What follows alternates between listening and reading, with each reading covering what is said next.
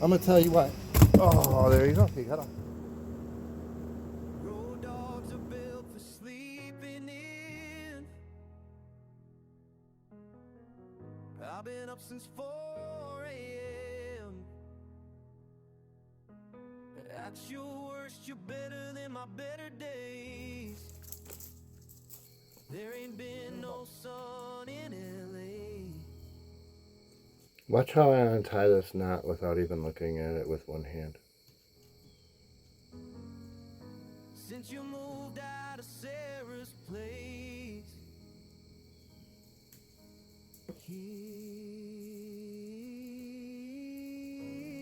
I cannot count the number of times I've walked up this plank.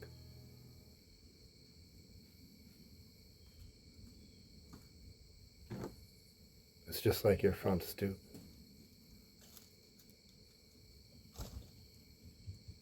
Now, every single time I pick up this gas can, I automatically let all the air out. So it sits even on the deck. And then I know I'm picking up the generator, so I make room on the deck for the generator. I check the generator for snakes.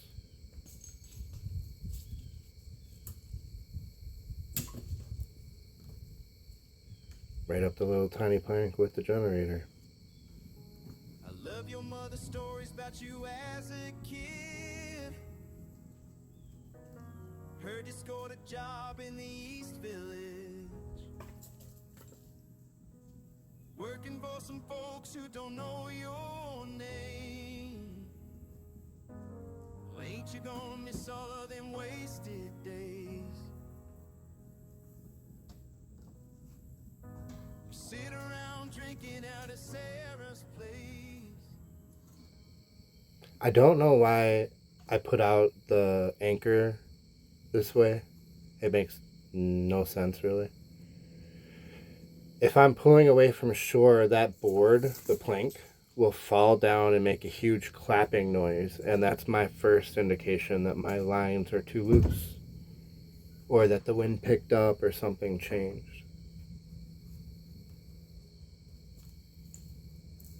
But right now, I have one rope and my board, my plank, my cat walk. To be honest, it's a catwalk.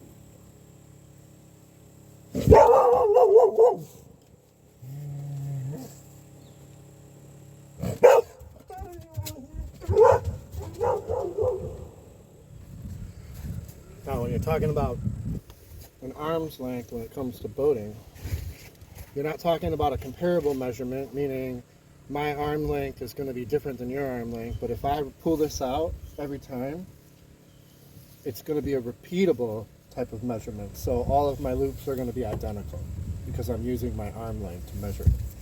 Same thing if you're flaking a sail, if you're just doing these rod or lines, either way, it's the easiest way to make it the exact same loop every time. They think these are treats. They're not. They're for me.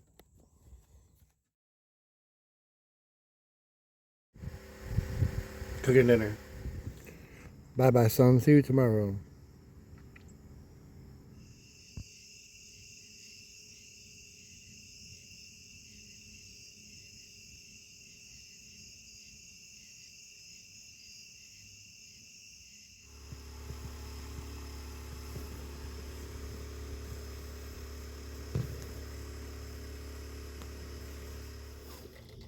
We're just pulling in the land over here to let River out real quick, and then we're gonna move on. Sun hasn't even come up yet. I was gonna take the dinghy over here, but the houseboat has such bright lights that I can see the whole beach, so I prefer to know exactly what River's getting into when he goes onto the beach. So we're just gonna drive over here with the houseboat. I'm gonna order a big old spotlight to put in the dinghy because it, we've lost about 3 hours of daylight already. And going into winter, I mean, pretty much all morning it's dark, and around 7 o'clock at night it's dark. So I want to have a spotlight.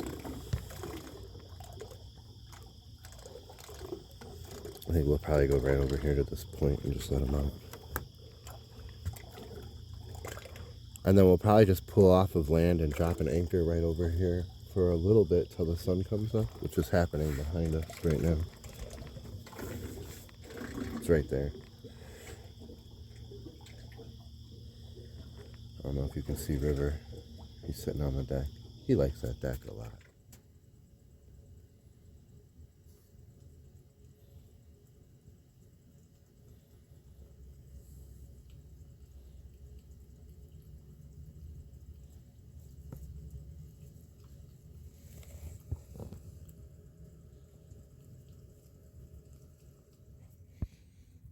This is one of those behind the scene things that most people don't put on the internet.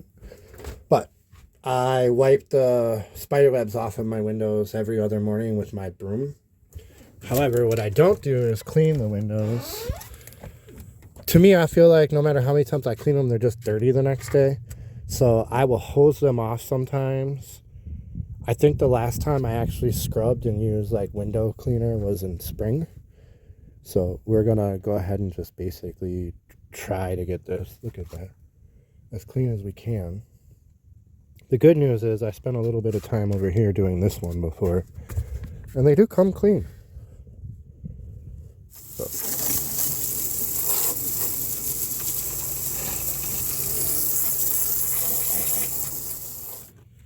So now we still have this gunk, and what really works for me, just using any kind of cleaner, letting that sit on the window frame, not really the glass, but the window frame, then coming back and cleaning it with a brush.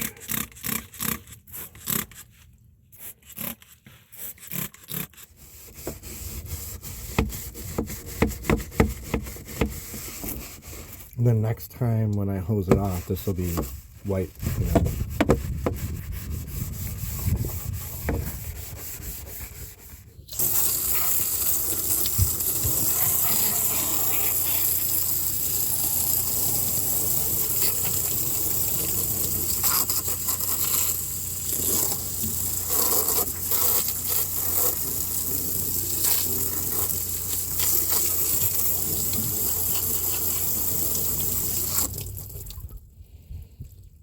Now the other thing you got to do is either spray with an air bottle, one of those air cans, or I do this. Basically, you got to keep that track clear because it is the drain for the dew that builds up, or the condensation that builds up on the inside of the glass drains out right there.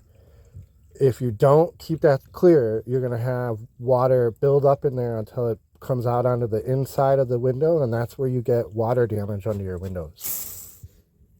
I just hose this down and use the scrub brush. I still have to go through and do Windex on the windows. I just wanted to point out how these drains work. So essentially, the moisture would build up, or condensation builds up on the inside of the window and falls down into these holes, and then goes down into this drain, and that drain is what goes out outside. If you don't have that, You don't get that in an automobile, but you will get that in a van and an RV, as I was saying before.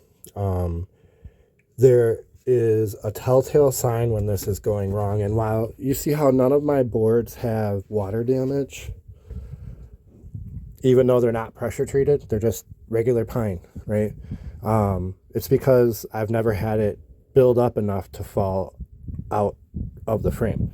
So there would be a pool of water here if this is clogged, and then it would build up and come out and drip out. Or it may build up and come out right through the crack right here where you would see it here. But that's where RVs start to have damage even though the roof isn't leaking. These windows will get clogged. And the same whole premise or process is at work in an RV window too. So, and then a car window has no draining. You see the fish that just came up right there, has no ability to drain. So essentially what you're supposed to do is not have a difference in the temperature in the car. When you're in the car and you're breathing and making fog on the inside, you're actually supposed to run the defogger, which brings out moisture in the car and blows it out and changes the temperature along the windows. If you just live in the car for a long period of time and you have a heater running inside the car at night, you will get condensation, and the condensation will start to wreck the inside of your car. The way that you get around that is you just man up like my friend Shanna and just don't have a thermostat in your car. You just wear a lot of clothes when it's cold, and you basically, she keeps her body the right temperature, but she doesn't change the temperature in her car. So, and then nothing builds up and she can have the same car for year after year after year and live in it.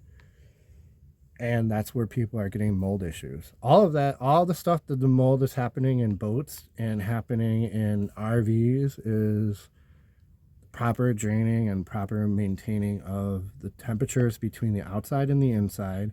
And if you're going to have a major temperature difference, you're going to have to deal with the condensation by having a proper drain. If your window system doesn't have a proper drain, then you can't have a difference in temperature. Or over the years, you're going to ruin everything.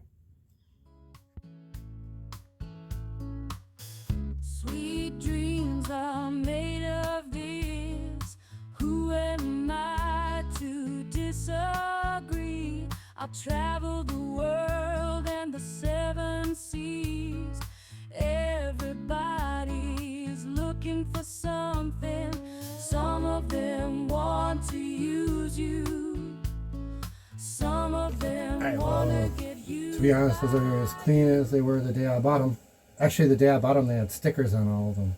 I had the stickers on the windows for more than 6 months, and everyone was commenting, "Get the stickers off the damn window." I remember that. That was awesome.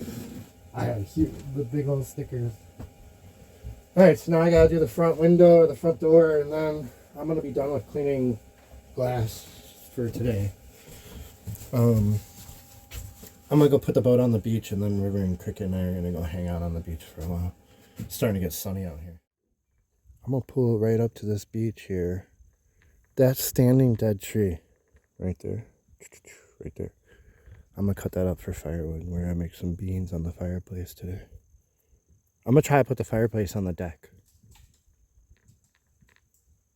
We got some animal movement.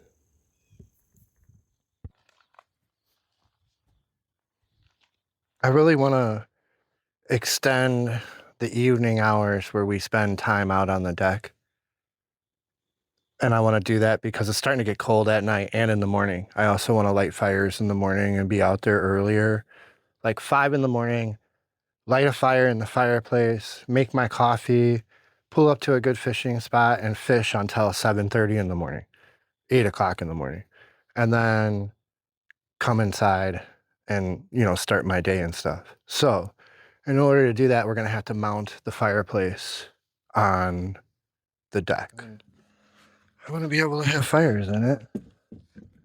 And then in winter, I don't know if I'll have the raft with me in the dead of winter, but in the dead of winter, the fireplace goes inside and we use it during the day and evening.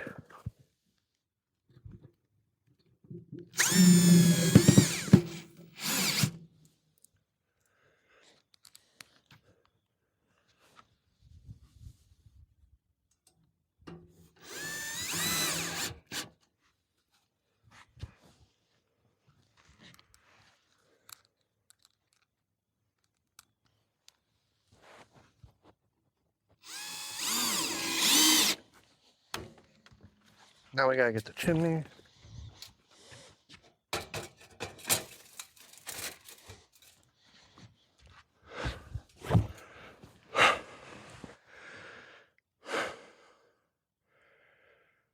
This is gonna be perfect. Wait till you see what this looks like when I'm sitting here.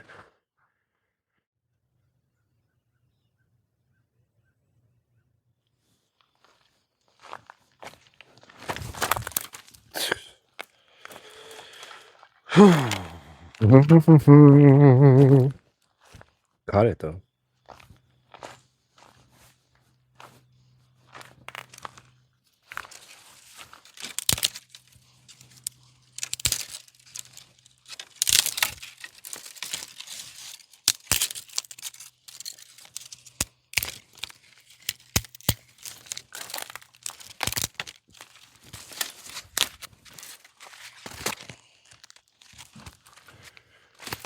Too wet. Probably better down there, or maybe that side. I've always found that it's easier to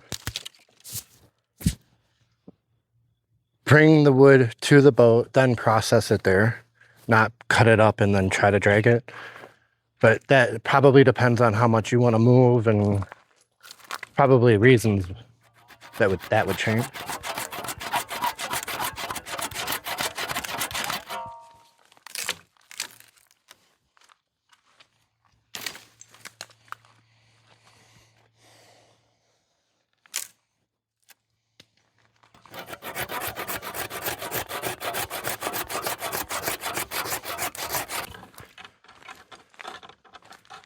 See how dry that is? It's gonna burn good. And it's thick enough to burn for a little bit. Cook something off of it.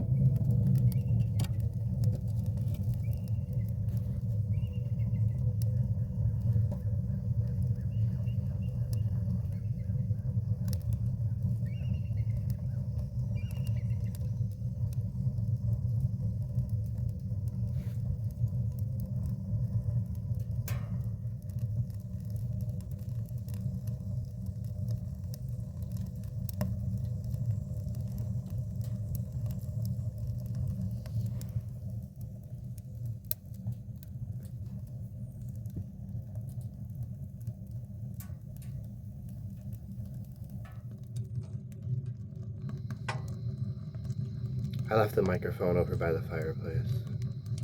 It's a new microphone. I've had it over the last couple episodes. I will figure it out. Trying to figure out the best ways to work with it and when to use and when not to. I'll get it figured out.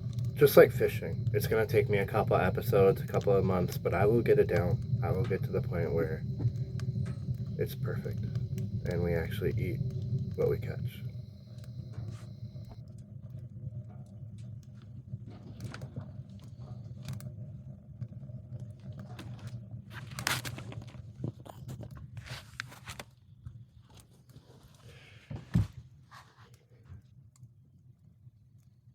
All right, so this is working out a lot better than I thought it would.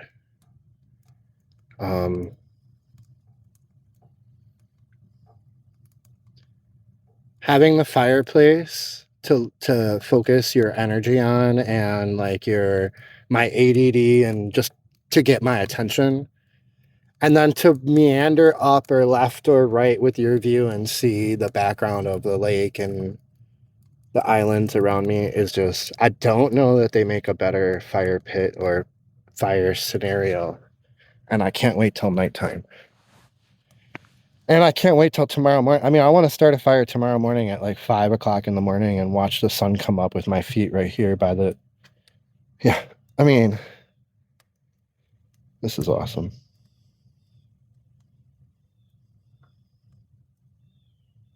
I feel like I outdo myself every once in a while, and this is one of them. I've been thinking about this for a couple of weeks. I've been wanting, imagine it's snowing, right? And then coming out here and cooking your coffee while the snow's coming down in the background. Shh.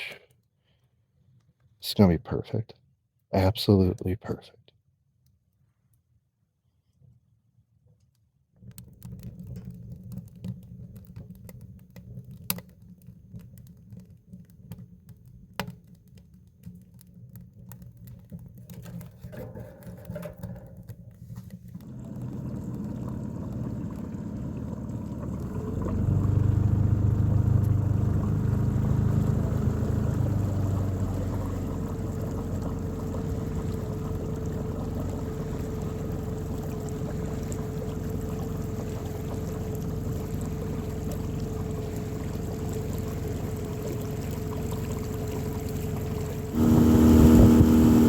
Essentially, the way it works is hurricane season ends November 1st. So all of the boats start heading down to around Demopolis. And in Demopolis, they can hang out until November 1st, and then they can go south after that. At that point, they don't have to get hurricane insurance, provided that they come north before hurricane season starts again next year. So essentially, this is the way that you avoid paying really high insurance premiums, but you still get forever summer. Now, I see this a lot. A sailboat that has its mast down. As soon as you get into Kentucky Lake and you're heading down to the Gulf, your mast doesn't have to be down. You can have a 55 to 60 foot high mast and still get underneath everything, as long as you're going out to the ocean. So I clean my windows. I thought of you the whole time. Now with clean windows, it's a better view.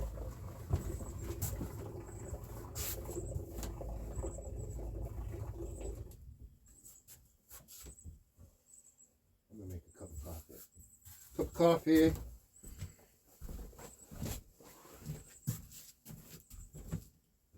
So basically, I'm just working with River to try to get him a little more tolerable to having the lure casted in front of him. It's kind of frustrating, but he's 4 years old. It really comes down to the fact that I don't fish a lot, and when I do, I go out with my buddies who don't like to be on camera, so I don't really video it. So this is really the first time I'm kind of like casting in front of him, because he doesn't come with my buddies on my buddy's boat. He's got a nice boat. River don't go on nice boats.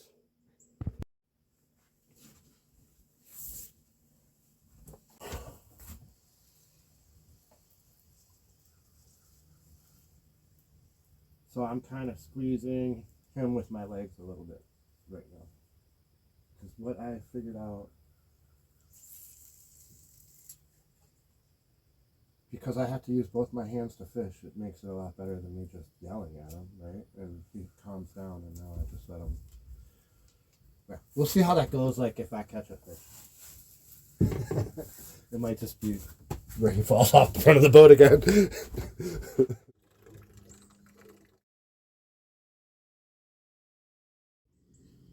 We're going to head over here. Basically, there's a couple of fish attractors over there. And we're going to throw some lines in while we drink our coffee this morning. There is a lot of... It's Saturday, so I've had 6 boats come through here this morning. And I think coming over to this side of the... where it's shallower will stop, like, the wake from hitting me and stuff. But it is definitely a beautiful morning to be out here fishing. Look at the fog coming off of the water. It's just perfect. Just perfect.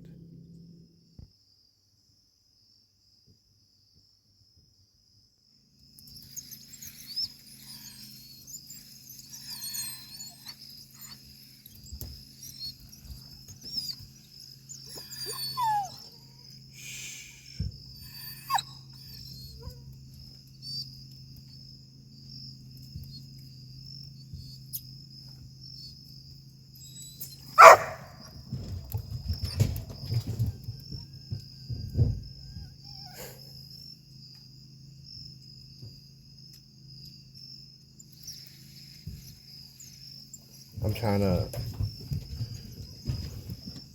I found this rod underwater, and I'm trying to work the line. The line's kind of like... I actually really want to put a really heavy weight on here, so I can cast it really far is what I kind of want to do.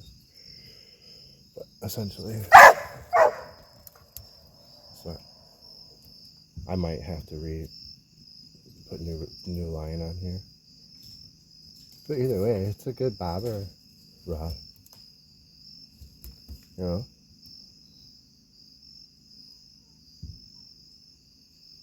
So I got Chad. I cut them, they're cut in half, and basically towards the evening I'm kind of like running the shoreline trying to get some blue cat. I got it at about 4 feet of water, and it's running about a foot above the bottom.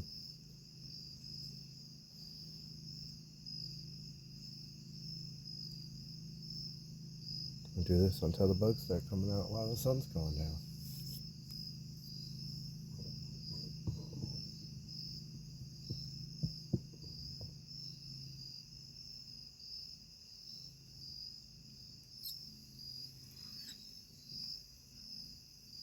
River fell off the boat.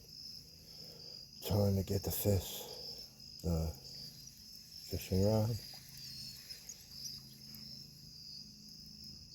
I think what's happening is the bait is hitting the ground. I have it set too high.